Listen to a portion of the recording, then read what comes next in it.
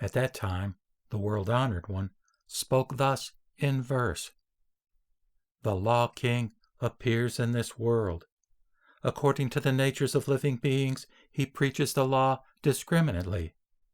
The Tathagata is greatly to be honored and profound in wisdom. To give peace to all creatures, I appear in the world. And for the hosts of the living, preach the law, pure as sweet dew. The one and only law of emancipation and nirvana. With one transcendent voice, I proclaim this meaning, constantly taking the great vehicle as my subject. I look upon all living beings everywhere with equal eyes, without distinction of persons. I have no predilections or limitations or partiality. Ever to all beings I preach the law equally. As I preach to one person, so I preach to all. Constantly I proclaim the law, never occupied with aught else. All living creatures, on hearing my law, according to their receptive powers, find their abode in their several places. I rain down the rain of the law, filling the whole world, the one essential law to be practiced according to ability. The law of all Buddhas, ever by its essential oneness, causes all the worlds universally to gain perfect weal. Gradually, by its observance, all attain the way's fruition. By numerous reasonings and various parables I reveal the Buddha way. This is my tactful method. All the Buddhas do the same. What I have now said to you all is the veriest truth. The way in which you walk is the bodhisattva way. By gradually practicing and learning, all of you will become Buddhas. At that time, in front of the Buddha, a stupa of the 7 precious things, 500 yojanas in height and 250 yojanas in length and breadth, sprang up from the earth and abode in the sky. 1,000 myriad cotis of beings paid homage to the stupa, revered, honored, and extolled it. Then, from the midst of the precious stupa, there came a loud voice, praising and saying, "Excellent! Excellent! World-honored Sakyamuni! Thou art able to preach to the great assembly the wonderful Law-Flower Sutra of universal and great wisdom, by which bodhisattvas are instructed, and which the Buddhas guard and keep in mind. So it is, world-honored Sakyamuni. All that thou sayest is true." Then the 4 groups, beholding the great precious stupa abiding in the sky, and hearing the sound which proceeded from the stupa, were all filled with delight in the law, and with wonder at these unheard-of happenings.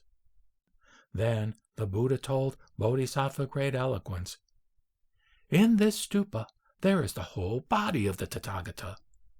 Of yore, in the past, innumerable 1,000 myriad cotis of Asamkhyeya worlds away, in the east, there was a domain named Jewel Clear. In that domain there was a Buddha entitled Abundant Treasures. When that Buddha was treading the Bodhisattva way, he made a great vow, saying, 'After I become a Buddha and am extinct, if in any country in the universe there be a place where the Law-Flower Sutra is preached, my stupa shall rise and appear there, in order that I may hearken to that sutra, bear testimony to it, and extol it, saying, Excellent!' When that Buddha had finished his course, he, his extinction approaching, in the midst of gods, men and women in a great host, instructed his bhikshus and bhikshunis.